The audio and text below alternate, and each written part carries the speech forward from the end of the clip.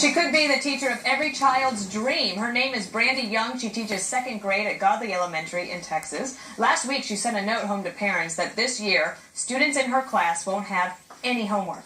Young wrote, "Research has been unable to prove that homework improves student performance. Rather, I ask that you spend your evenings doing things that are proven to correlate with student success. Eating dinner as a family, read together, play outside, and get your child to bed early." One mom was so pleased that she posted a note on Facebook saying she appreciated it.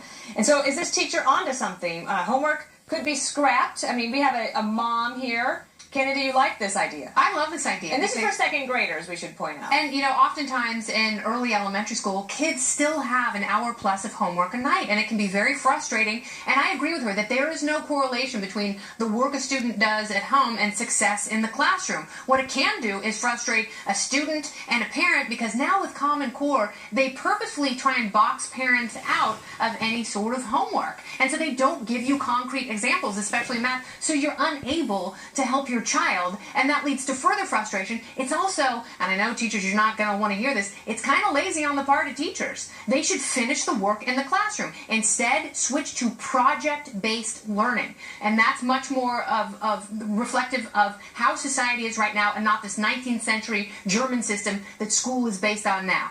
The only homework I had in second grade, I think, Greg, was my spelling test. Yeah. Or maybe I had to read something, but then I got a gold star on my chart if I did that, so I would always do it. It was weird. My homework was always back rubs. Oh. Yeah.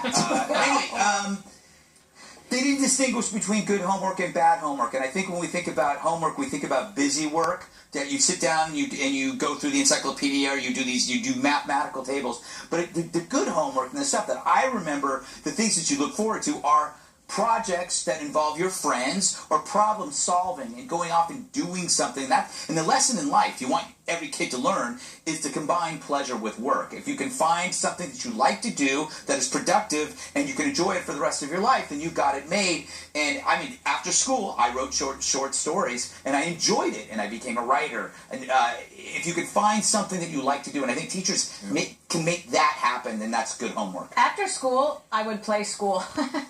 And I would make up all these problems, and I would make up spelling tests and things like that. But Juan, you're an education expert. Do you like this? Well, you've written a lot about it. Yeah, but I got to tell you, I'm noticing here in the notes that it says that PTA, National PTA, and the NEA all endorse a 10-minute guideline. It's a little different than what we've described so far, because what they're saying is, even if you're in kindergarten, under this deal, Kennedy, 30 minutes of homework, that's legit. 45 minutes second and third grade, 60-minute fourth and fifth, 75 in middle school, 2 hours in high school. So they're not throwing out homework altogether. And I think that things like multiplication tables, understanding, you know, consonants versus adverbs and all that, I think you'd have to, at some point, you got to sit down and just make it happen, dude. And you did that with your son, Eric Chase, who just started college this week. Yeah, he just started college, but as early as first and second grade, I was teaching him multiplication tables. He could do 1 to 25 squared when he was like 7 years old. Look, I disagree. I push back on this because I think what you do in second grade dictates what you're going to do in fifth grade, dictates what you're going to do in high school, and then eventually what you're going to do in the workforce. Can you imagine if we didn't study? I mean, look at the notes we're reading, making notes.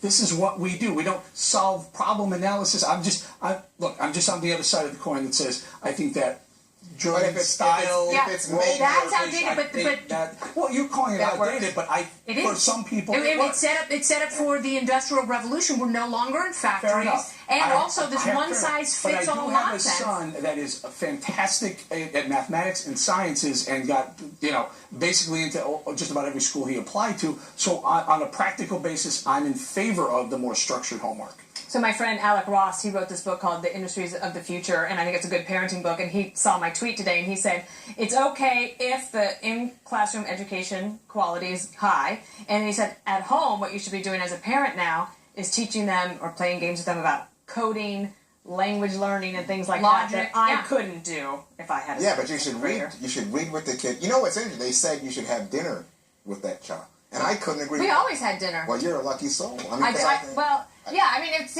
was kind of standard in my neighborhood, I guess.